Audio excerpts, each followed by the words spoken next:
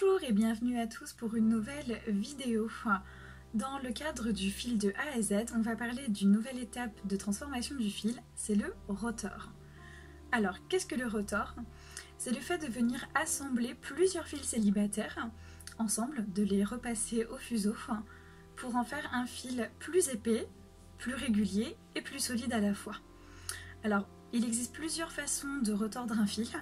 Moi je vais vous montrer donc la technique du rotor à 2 brins, puisqu'on peut retordre plusieurs brins à la fois. On peut aller de 2 jusqu'à 3, 4, 5 en fonction vraiment de l'épaisseur du fil que vous voulez faire. Mais moi je vais vous montrer donc avec 2 fils. Alors, une fois qu'on a fini de filer son fil célibataire, là j'ai bien un fil tout seul, je viens l'enlever du fuseau, surtout si on n'a qu'un seul fuseau. C'est plus pratique de le retirer du fuseau. Et après, je viens l'enrouler sur une petite baguette chinoise, hein, tout simplement. Je viens l'enrouler donc sur ma baguette pour faire une petite bobine en fait de fil que je vais venir retordre par la suite. Et donc je fais ça donc pour mon premier fil. Et après, pour le retordre, il me faut un deuxième fil. Donc je vais refiler un autre fil grâce à mon fuseau et répéter cette même opération. Donc venir enrouler le fil célibataire sur une petite baguette. Pour enrouler le fil, attention de ne pas trop serrer, puisqu'après, quand on va venir retordre le fil, il faut bien qu'il se déroule très facilement de la baguette. Donc c'est pour ça que je le serre pas beaucoup. Il est vraiment très, très lâche sur la baguette. Hop, et voilà. Donc là j'ai ma première bobine. On va aller très très vite puisque j'ai déjà filé ma deuxième bobine. Donc là j'ai pris 2 fils de différentes couleurs, un texel blanc et un texel noir, pour vous montrer en fait comment on va venir retordre les 2 fils en même temps. Alors, pour ce faire, je vais utiliser des objets pas du tout scientifiques, mais des petites constructions en Lego, tout simplement, qui va me servir en fait de cantre. Ce qu'on appelle un cantre, c'est un support en fait qui va tenir les bobines de fil. Donc moi tout simplement, je viens passer mes baguettes de fil à l'intérieur. Pas besoin que ce soit très scientifique, hein, mais du moment qu'on peut passer la baguette dedans, je vais refermer. Du moment que la baguette elle peut tourner, moi ça me permet en fait de maintenir mes petites bobines pour éviter qu'elles ne s'enfuient partout quand je retorde mes 2 fils. Donc hop, un de ce côté là pour le fil blanc. Et le deuxième, pareil, pour le fil noir. Voilà, tout simplement. Pas besoin d'être équipé avec du matériel de haute technologie pour filer. Et donc là, vous ne les voyez pas, mais ils sont juste là, mes 2 petits cantres que je pose devant moi. Et après, je viens me resservir de mon fuseau. Alors, si jamais vous avez plusieurs fuseaux, ce qui peut arriver, ce qui arrivera certainement si vous êtes vraiment adepte du filage comme moi, et que vous finissez par faire une collection de fuseaux chez vous. Alors, je ne l'ai jamais fait, mais c'est vrai qu'on peut le faire. De garder le premier fil sur le premier fuseau, de le mettre dans le cantre, faire un deuxième fil sur un deuxième fuseau, mettre dans le deuxième cantre et utiliser un troisième fuseau pour filer, tout simplement, et sans passer par l'étape fastidieuse de renrouler le fil sur une baguette auxiliaire. Mais voilà. Donc maintenant on est prêt à retordre, donc à 2 brins. Donc en fait c'est comme si on les refilait, mais les fils sont déjà filés, on vient juste les repasser au fuseau pour rendre le fil plus solide. Alors, je prends mes 2 extrémités, fil blanc et fil noir. Alors là, on peut voir que j'ai un fil plus épais, le blanc est plus... Ouais, on voit bien. Le blanc est plus épais que le noir, ça ne pose aucun problème. Vous pouvez faire des retords avec un fil plus épais, un fil plus fin, 2 fils de la même épaisseur. Vraiment, le filage, on peut faire tout ce qu'on veut. C'est vraiment l'avantage de faire les fils que l'on veut à volonté, les couleurs aussi que l'on veut, pour faire vraiment quelque chose qui nous ressemble à 100%. Donc voilà, là on a donc Oui, je vous ai pas montré. Mais on repart comme la position pour filer le fil. Donc, toujours le fil d'amorce qui passe en bas, qui repasse dans le crochet ici et qui forme la petite boucle ici. Et je passe donc mes deux extrémités là. On voit bien le fil noir, le fil blanc. Je passe à l'intérieur de la boucle et je viens replier sur eux. Et cette fois-ci, alors, comme je vous avais parlé dans la vidéo sur le rotor, la différence entre le sens de rotation Z et S, si vous avez filé votre fil avec un sens de rotation Z, c'est-à-dire dans le sens horaire, si votre fuseau, quand vous le regardez de haut, la fusaïole, quand elle tourne dans le sens des aiguilles d'une montre, le rotor sera donc forcément dans le sens inverse. Donc cette fois-ci, il faudra tourner le fuseau, donc en regardant toujours la fusaïole de haut, dans le sens anti-horaire. Si vous avez filé à l'inverse d'abord en Z, le rotor, d'abord en S, pardon, le rotor sera en Z, tout simplement. Donc ça, je vous renvoie sur la petite vidéo sur les sens de rotation pour mieux comprendre tout ceci.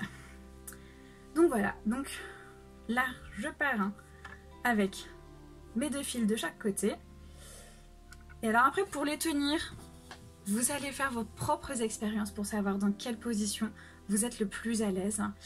Mais alors moi, ce que je fais, j'espère qu'on verra bien, je mets vraiment mes fils, je passe ma main à devant et je mets le fil blanc du côté de mon auriculaire et le fil noir du côté de l'index et du pouce. Et là, j'ai mes deux fils qui viennent en fait de chaque côté.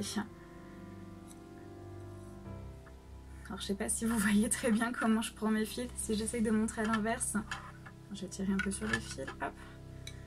Mais voilà, ils sont positionnés comme ça. Le fil blanc par ici et le fil noir entre l'index et le pouce.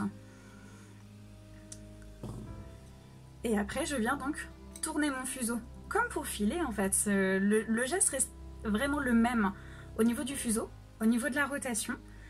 C'est juste après, en fait, juste la main qui va venir, en fait, la main droite qui va venir donc s'allonger avec les fils pour que les fils commencent leur torsion. Alors, je ne sais pas si on voit très bien que là, le fil noir et le fil blanc s'enroulent sur eux-mêmes, se tordent en fait. C'est voilà, c'est ça le terme usuel pour parler de ce phénomène. Et donc on continue. Hop, ah, là je pense qu'on voit bien là les deux fils qui se tordent ensemble. Et donc à chaque fois, hop, je viens tirer sur mes bobines. Je pense qu'on doit entendre les baguettes qui tournent sur elles-mêmes dans leur petit cantre. Hop, déjà, comme le filage, une fois que le fil est très long, on vient enrouler autour des doigts, on enlève les petites rotations pour attacher le rouet et on enroule autour du rouet, n'importe quoi, autour du fuseau. Hop, et on refait de même. On reprend le fil blanc à droite et le fil noir à gauche et on vient continuer la torsion du fil.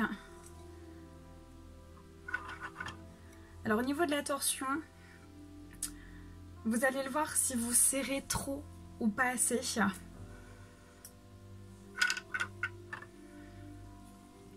Vous allez voir en fait le fil, si vous serrez de trop, les fils vont vraiment être très serrés entre eux. Alors si je montre, si vraiment je fais une torsion, voilà, torsion très serrée comme ceci, ou à l'inverse si vous faites une torsion un peu plus lâche.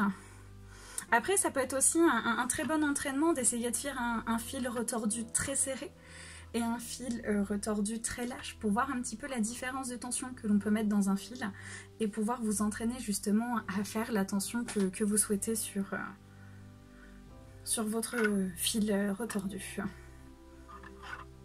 Et donc hop, quand mon fil devient trop long, encore une fois, j'enroule autour de mes doigts, j'enlève, hop, et je viens enrouler. Et donc voilà un petit fil retordu, un petit fil à deux brins Donc voilà, je trouve que ça fait très sympa le petit côté chiné blanc et noir sur ce fil. Alors si j'essaye de vous montrer un autre point de vue, je vais couper et vous montrer ça. Hop, donc voilà, comme je vous disais, un autre point de vue là pour que vous voyez bien les deux cantres que j'ai ici avec mes petites bobines qui sont positionnées à l'intérieur. Mes deux fils, donc le blanc qui est ici sur ma droite et le noir qui est ici sur ma gauche.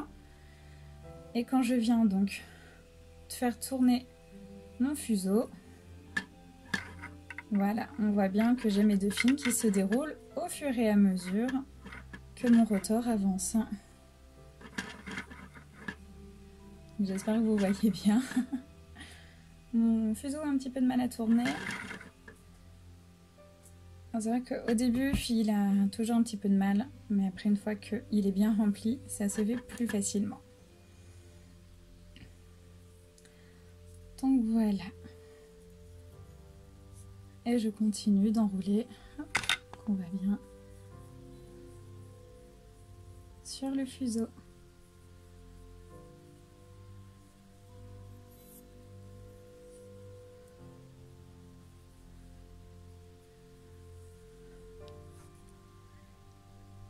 Donc voilà.